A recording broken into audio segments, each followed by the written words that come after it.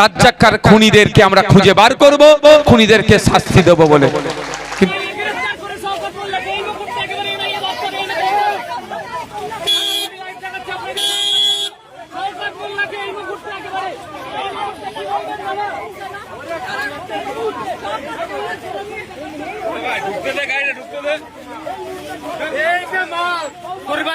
সোর্সের মধ্যে যদি ভূত ঢুকে যায় তাহলে ডবল সেকশন দিতে হবে না? কি অসুবিধা হবে নাকি? কি অসুবিধা হবে? ডবল সেকশন রেখে বেশি দিন জেলে রাখো, কারণ ভরসাই ভাঙছে। কিন্তু রাজ্জাকার ফ্যামিলি কি? তৃণমূল। রাজ্জাকা কে? তৃণমূলের নেতা। কিন্তু আমার ভাঙড়ের মানুষকে খুন করেছে। আমার কাছে Trinamool, BJP, CPM, Congress, ISF কিছু নয়। আমি বিধায়ক, আমার কাছে এসেছে, আমি তারা যারা খুন করেছে খুনিদের বিরুদ্ধে লড়াই করব, পরিবারকে ইনসাফ দেব, সে লড়াইটা করব। আপনাদের জানা আছে যখন রাজ্জাকাকে খুন করে আমি তখনও বলেছিলাম যে এই কেসটা আমি লড়াই করব। আমি আপনাদের বলেছিলাম যে কেস আমি লড়াই করব, একদিন না একদিন আমার হাতে কেসটা আসবে। শুধু আমি সময় দিচ্ছি না, সামার ভ্যাকেশনের জন্য কোর্ট বন্ধ আছে। আপনি আগামী দিনে দেখবেন রাজ্জাকার ফ্যামিলিকে নিয়ে আমি কোর্টে যাচ্ছি, রাজ্জাকার খুনিদেরকে আমরা খুঁজে বার করব, খুনিদেরকে শাস্তি দেব বলে। কিন্তু রাজ্জাকার ফ্যামিলি কি? তৃণমূল। রাজ্জাকা কে? তৃণমূলের নেতা। কিন্তু আমার ভাঙড়ের মানুষকে খুন করেছে। আমার কাছে Trinamool, BJP, CPM, Congress, ISF কিছু নয়। আমি বিধায়ক, আমার কাছে এসেছে, আমি তারা যারা খুন করেছে খুনিদের বিরুদ্ধে লড়াই করব, পরিবারকে ইনসাফ দেব, সে লড়াইটা করব। যদি রাজ্জাকা তৃণমূলের বুথ অঞ্চল সভাপতি হতে পারে, তার খুনিদের বিরুদ্ধে লড়াই করতে পারি, তাহলে আপনার বুথের কেউ তৃণমূলের হয়ে দেয়াল লিখেছে, তৃণমূলের হয়ে প্রচার করেছে, মানে তাকে পরিষেবা পাবে না। এই হীনমন্যতায় কেউ না ভুগে। গুটি কয়েক যারা পরে নিয়ে সংসার চালাতো, আজকে ভাঙড় থেকে তারা সাইড হয়ে গেছে। নতুন করে এরকম লোকের আজ জন্ম দেব না। তাই লক্ষ্য আপনাদের রাখতে হবে। শুধু নওশাদ সিদ্দিকী একা লক্ষ্য রাখলে হবে না, আপনাদেরও লক্ষ্য রাখতে হবে যে ভাইজানের সাথে যারা উঠা বসা করছে, ভাইজানের আদর্শ নিয়ে, পার্টির আদর্শ নিয়ে চলছে কি চলছে না, আপনাদেরকে সেটা লক্ষ্য রাখতে হবে।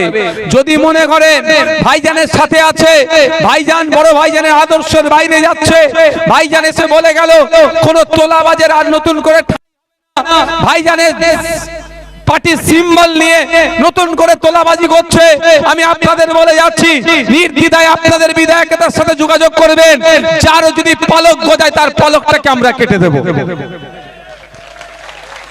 আর অনেক হয়েছে। মানুষ এটা চাই না, মানুষ তোলাবাজি চাই না, হিংসা চাই না, মারামারি চাই না। মানুষ কি চায়? একটু শান্তিতে থাকতে। আপনি আপনার বাড়ি করবেন, দলিল আছে, পর্চা আছে, বাড়ির কাগজ আছে, পঞ্চায়েত থেকে পারমিশন করালেন, আবার এখানে বাড়ির সামনে এসে ভিক্ষা চাইবে, ও হবে না।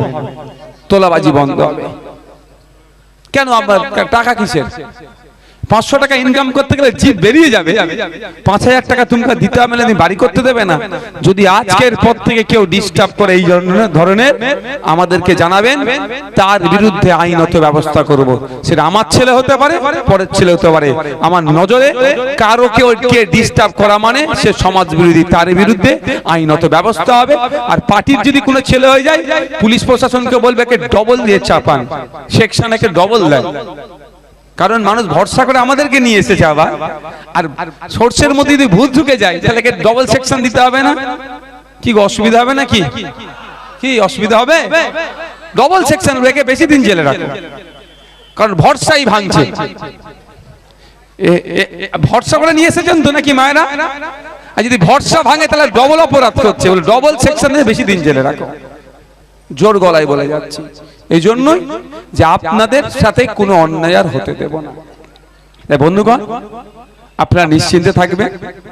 যখন যা সুবিধা অসুবিধা হবে, আমাদের পার্টির নেতৃত্বরা আছে, বুথের নেতৃত্বরা আছে, তাদেরকে বলবেন। বোঝাপড়াতে যদি কোনো অসুবিধা হয় আমাদেরকে বলবেন, আমরা সমাধান করে দেব। আমরা একটা উন্নততর ভাঙড় গড়তে চাইছি, যেই ভাঙড়ে আমরা ওরা কোনো ভেদাভেদ থাকবে না, যেই ভাঙড়ে আইএসএফ ছাড়া পরিষেবা পাবে না, এই ধরনের কোনো প্রশ্নই থাকবে না। আর উন্নততর ভাঙড় গড়তে গেলে শুধু নওশাদ সিদ্দিকী একা পারবে কি? সম্ভব নয়। শুধু আইএসএফ পার্টি একা পারবে? সম্ভব নয়। বা বামেদের সাথ নিয়ে শুধু পারা সম্ভব কি নয়। ভাঙড়ের প্রত্যেকটা মানুষের সাথ চাই উন্নততর ভাঙড় করতে গেলে। একদিকে লেদার কমপ্লেক্স, একদিকে এখানে চাষবাস আছে, এদিকে আপনার আছে জলকার আছে, সব মিশ্র মিলিয়ে ভাঙড়। তাই ভাঙড়ের প্রত্যেকটা সেক্টরের মানুষ যাতে মাথা তুলে বাঁচতে পারে, নিজের অধিকার নিয়ে বাঁচতে পারে, তার ব্যবস্থা আমরা সুনিশ্চিত করব। তার দিকে আমরা ধাপে ধাপে এগিয়ে যাচ্ছি। সুতরাং কারো কথায় প্রভাবিত হওয়ার দরকার নয়, কারো কথায় প্ররোচিত হওয়ার দরকার নয়। আপনি আপনার অধিকার নিয়ে বাঁচবেন, আপনার সাথে কেউ অন্যায় করবে না, কেউ তোলাবাজি করবে না, না পুলিশি অত্যাচার থাকবে, না রাজনৈতিক দলের অত্যাচার থাকবে, সবটাই নির্মূল হবে আপনাদেরকে সাথে নিয়ে। শুধু চাই আপনাদের একটু সাথ। বন্ধুগণ, বক্তব্য দীর্ঘায়িত করব না। আপনারা যারা এসেছেন, আমি আপনাদের কাছে এসে এখানে উপস্থিত হয়েছেন আপনাদের বিধায়ক হিসাবে আমি আপনাদের কাছে এসেছি। আপনাদের কারো কোনো অভাব অভিযোগ থাকলে আমাকে জানাতে পারেন, বা কোনো পরামর্শ থাকলে আমাকে জানাতে পারেন। পরামর্শ থাকতেই পারে, উন্নততর ভাঙন করতে গেলে এইগুলো করা দরকার, এই ধরনের পরামর্শ থাকলেও আপনি আমাকে দিতে পারেন, বা অভাব অভিযোগ থাকলে দিতে পারেন। কনসার্ন যে যে ডিপার্টমেন্ট আছে সেখানে বলে লড়াই করে সমস্যাগুলো সমাধান যেমন করব, সাথে সাথে তৎক্ষণিক যদি সমাধান করা যায় সেটাও আমি করব। তবে কে যে কেউ পরিষেবা নিতে আসলে, কে তৃণমূল কে বিজেপি, আমি আবারও রিপিট করছি, কে তৃণমূল কে বিজেপি, কে সিপিএম কে কংগ্রেস, কে আইএসএফ বিরোধী, কে আইএসএফ এর লোক, আমার এই টেবিলে কোনো পার্থক্য নাই। আমি বিধায়ক হিসাবে এসেছি, বিধায়ক হিসাবে পরিষেবা দেব। আমার দায়িত্ব ভাঙড়ের প্রত্যেকটা মানুষের যারা আমার কাছে আসবে তাকে পরিষেবা দেওয়া। তাই আমি আপনাদের বলি, কেউ এই হীনমন্যতায় ভুগবেন না, কেউ আতঙ্কিত হবেন না যে ভাইজানের কাছে গেলে আমি পরিষেবা পাবো কি পাবো না। আমি তো ভাইজানের চরম বিরোধী ছিলাম, স্টেজে ভাইজানের বিরুদ্ধে রাজনৈতিক বক্তব্য দিয়েছি, ভাইজানের বিরুদ্ধে আমি দেওয়াল লিখেছি, ভাইজানের বিরুদ্ধে আমি প্রচার প্রসার করেছি। এই হীনমন্যতায় কেউ ভুগবেন না। আমি আপনাদের ভাইজান, আপনাদের বিধায়ক, গণতন্ত্রকে মান্যতা দিই, যুক্তরাষ্ট্রীয় পরিকাঠামোকে মান্যতা দিই, আইন আদালত বিচার ব্যবস্থাকে মান্যতা দিই। সুতরাং আজকে আমি এখানে উপস্থিত হয়েছি আইএসএফ এর নেতা হিসাবে নয়, এখানে আমি উপস্থিত হয়েছি ভাঙড়ের বিধায়ক হিসাবে।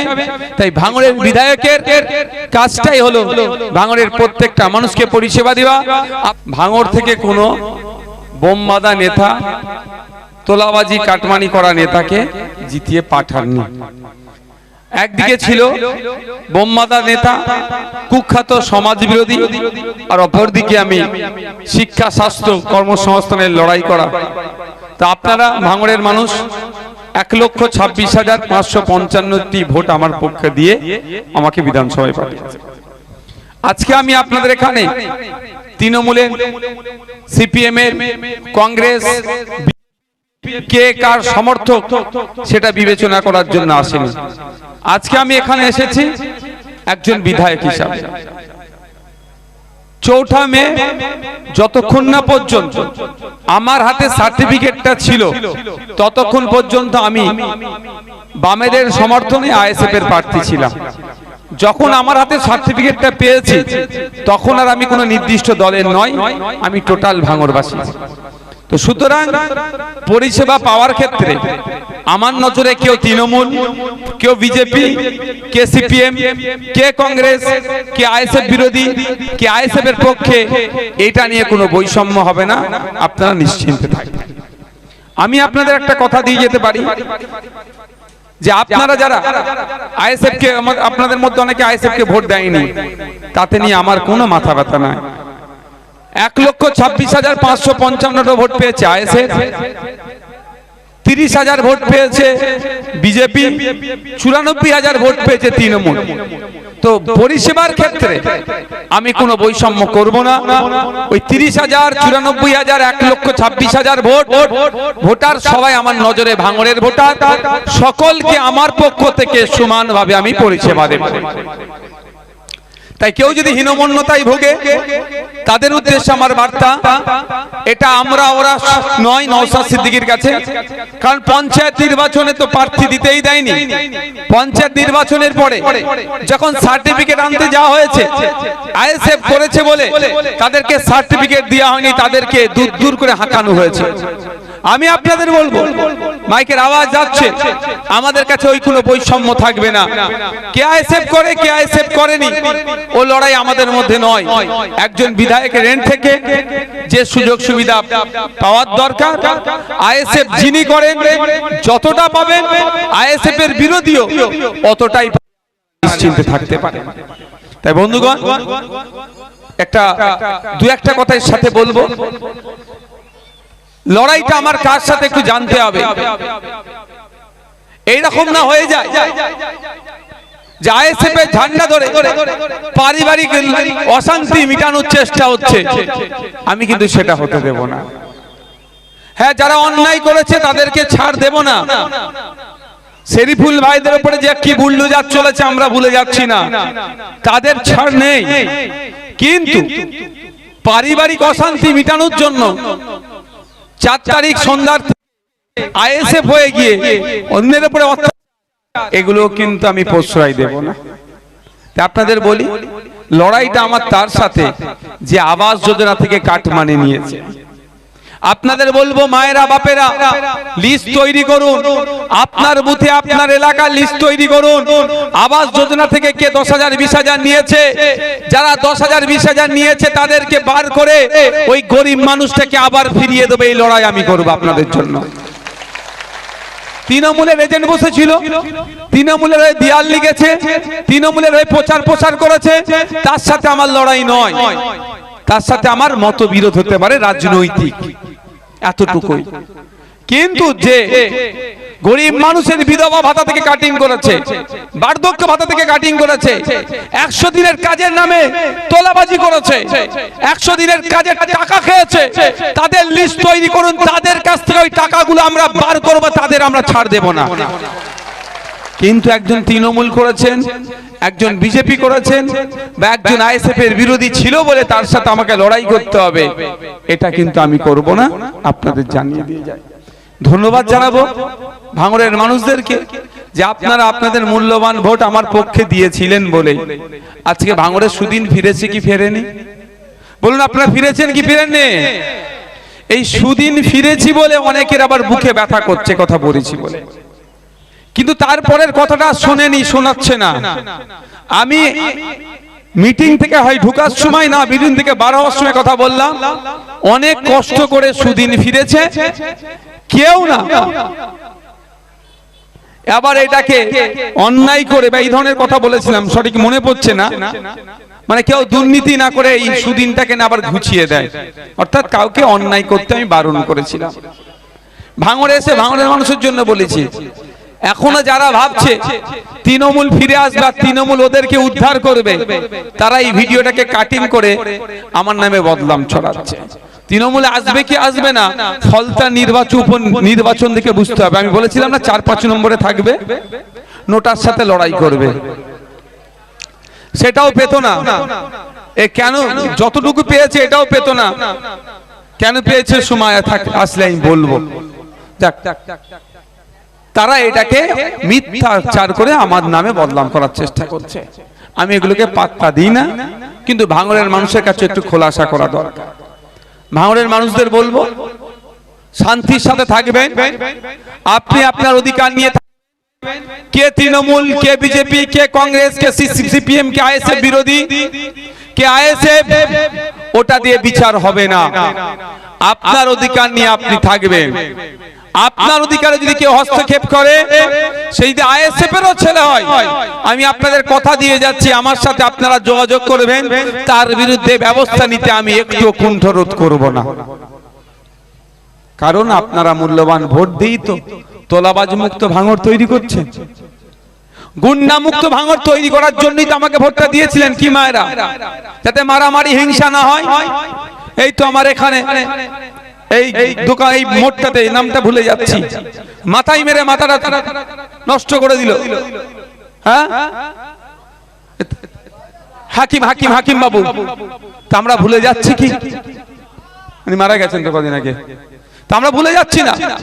তার বিরুদ্ধে কি ভোটটা হয়েছে, তো হিংসা না হয়? তাহলে আপনারা ভোট দিয়ে ওই নটোরিয়াস ক্রিমিনালটাকে ভাঙড় থেকে তাড়িয়েছে, সাথে সাথে যত গুন্ডা মস্তান ক্রিমিনাল আছে ভাঙড় থেকে তারা ভয়ে ভাঙড় ছাড়া হয়েছে। তা আপনাদের ভোটের জন্যই তো হয়েছে। আমি আপনাদের কথা দিয়ে যাচ্ছি, আপনাদের সাথ আমার লাগবে। নতুন করে গুন্ডা মস্তান ক্রিমিনাল সমাজ বিরোধীকে ভাঙড়ের জন্ম হতে দেব না। সাথ দেবেন তো? নতুন করে তোলাবাজকে আর জন্ম হতে দেব না ভাঙড়ে। যে কটা তোলাবাজ ছিল তারা আজকে ছাইছুট হয়েছে, সেই সুযোগে কেউ যদি আবার নতুন করে তোলাবাজের জন্ম দিতে চায়, আমার থেকে আমাদের ভাঙড়ের বাসী তারা কি করবো? আমরা তার বিরুদ্ধে ঐক্যবদ্ধ হয়ে লড়াই সংগ্রাম করব, তাকেও আমরা অঙ্কুরেই বিনষ্ট করব। শুধু চাই কি আপনাদের সহযোগিতা। পাবো তো নাকি? পাবো তো নাকি সহযোগিতা?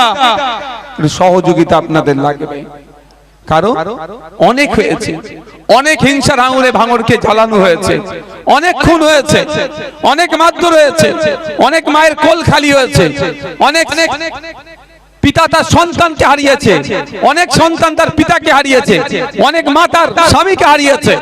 আর নয়, হিংসা এবার বন্ধ হবে। আমরা ভাঙড়ের মানুষ খেটে পরে নিয়ে আমাদের চলে না। সকালবেলা উঠে কেউ লেদার কমপ্লেক্সে কাজে যায়, কেউ মাঠে কাজে যায়, বিভিন্ন জেলার কাজ কর্মস্থলে যায়, কর্ম করে আমাদের সংসার চলে ভাঙড়ের মানুষের। পরে মেরে কুটে আমাদের সংসার চলে না। আর দুটো কথা বলে শেষ করব। প্রথম কথা হচ্ছে এসআইআর। শুরু থেকে এখনো পর্যন্ত আপনাদের আমি ছেড়ে গিয়েছি এসআইআর থেকে। কি বলেছি? একজন কেন 1000 লোকের যদি আইনি সহায়তা লাগে আমি আইনি সহায়তা দেব। গত 3 দিন আগে কলকাতাতে আমরা র্যালি করলাম, ডেপুটেশন দিয়েছি। ওখানে গিয়ে যেটা জানতে পেরেছি, বিভিন্ন অফিসারদের সাথে কথা বলে, এটা অত্যন্ত ধীর গতিতে হচ্ছে। কতটা সঠিক বলতে পারবো না, যতটুকু জানতে পেরেছি সেটাই বলছি। ধীর গতিতে হচ্ছে, এটাকে স্পিড আপ করতে হবে। ধীর গতিতে হওয়ার জন্য আমাদের মধ্যে যাদের নাম ডিলিট হয়েছে তারা একটু আতঙ্কে আছে, ভয়ে আছে, কি হবে না হবে।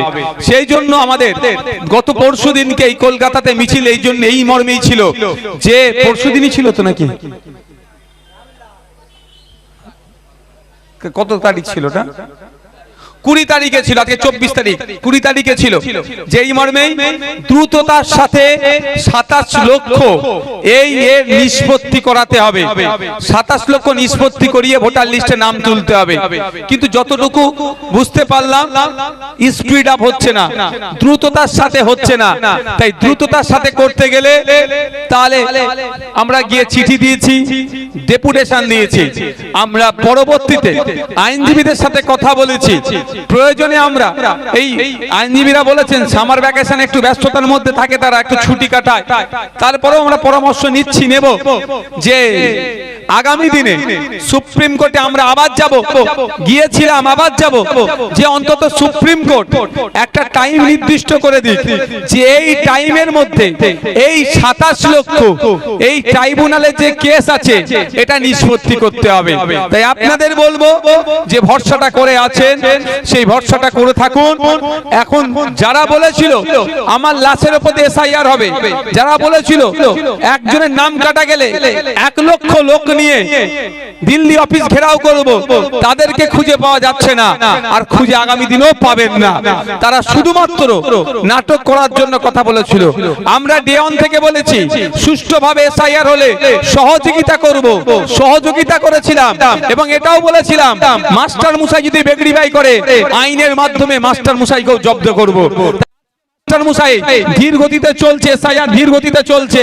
এটা স্পিড আপ করানোর জন্য, টাইম বেঁধে দেওয়ার জন্য আগামী দিনে আপনাদের জন্য কোর্টে যাব, আইনি লড়াই করব এবং সুপ্রিম কোর্ট থেকে আশা করছি অর্ডার বার করাবো যে অন্তত একটা টাইম নির্দিষ্ট করে দেবে, এর মধ্যে এসআইআরটা জানো এই মামলাগুলো যেন নিষ্পত্তি হয়। দ্বিতীয় কথা, যদি আপনাদের মধ্যে কেউ থেকে থাকেন বা কেউ আছে নাম ডিলিট হয়েছে, আমি উকিল পাঠিয়েছিলাম, ট্রাইব্যুনালে অ্যাপ্লাই করতে বা তাদের স্ব উদ্যোগে অ্যাপ্লাই করতে ভুলে গিয়েছেন, এখন অ্যাপ্লাই করতে যাচ্ছেন, কিন্তু এখন অ্যাপ্লাই করলে সেই সাইবার ক্যাফে থেকে পারবেন না। আগে যেটা পারতেন এখন সেটা পারবেন না, তাহলে সে কি করবে? এরকম গুটি কয়েক কেস আছে যারা তখন অ্যাপ্লাই করেনি, ডিলিট হয়ে গেছে কিন্তু অ্যাপ্লাই করেনি। তাদের করণীয় কি সেটা একটু শুনে নেন। তাদের এখন করণীয় হচ্ছে ডিস্ট্রিক্ট ম্যাজিস্ট্রেট ডিএম এর কাছে অ্যাপ্লিকেশন লিখতে হবে। যেটা অনলাইনে করছিলেন ওটা ডিএম এর কাছে করে সাপোর্টিং যে পেপারস আছে দিয়ে ডিএম কে জমা করি একটা রিসিভ নেওয়া। ডিএম স্যারের কাজ হবে ওটা তিনি ট্রাইব্যুনালে পাঠিয়ে দেবেন। তাহলে আগে যে লেভেল ছিল সেই পাওয়ারটা এখন সিজ করে ডিএম এর হাতে আছে। সুতরাং এই ভয়টাও কেউ খাবেন না যে আমি তো অনলাইনে অ্যাপ্লাই করিনি তাহলে আমার কি হবে, বা অফলাইনে অ্যাপ্লাই করিনি আমার কি হবে। যদি কেউ এই ধরনের থেকে থাকেন কোন জায়গায় অ্যাপ্লাই করেননি, তারা এখন ডিএম এর কাছে অ্যাপ্লাই করলে তার পাওয়ারকে এক্সারসাইজ করিয়ে করে সে নামটা ট্রাইব্যুনালে পাঠিয়ে দেবে। আর ট্রাইব্যুনাল মানে বিচার ব্যবস্থা, তো ওই বিচার ব্যবস্থার মাধ্যমে এটা সমাধান হবে। তা সেখানেও যদি কোনো অ্যাডভোকেটের প্রয়োজন হয় আপনারা নিশ্চিন্তে থাকবেন, আমরা সেখানে আপনাদেরকে আইনজীবীদের সহযোগিতা করাবো। আইনজীবীদেরকে দিয়ে আপনাদের এই যে বিষয়টা চলছে এসআইআর প্রক্রিয়াকে আমরা শেষ করব। বক্তব্য আমি আর দীর্ঘায়িত করছি না। যদি কারো কোনো অভিযোগ থাকে আপনারা এসে জানাতে পারেন বা পরামর্শ থাকলে জানাতে পারেন। তবে অনুরোধ করব আপনারা একটু পিছিয়ে মহিলারা আসবে।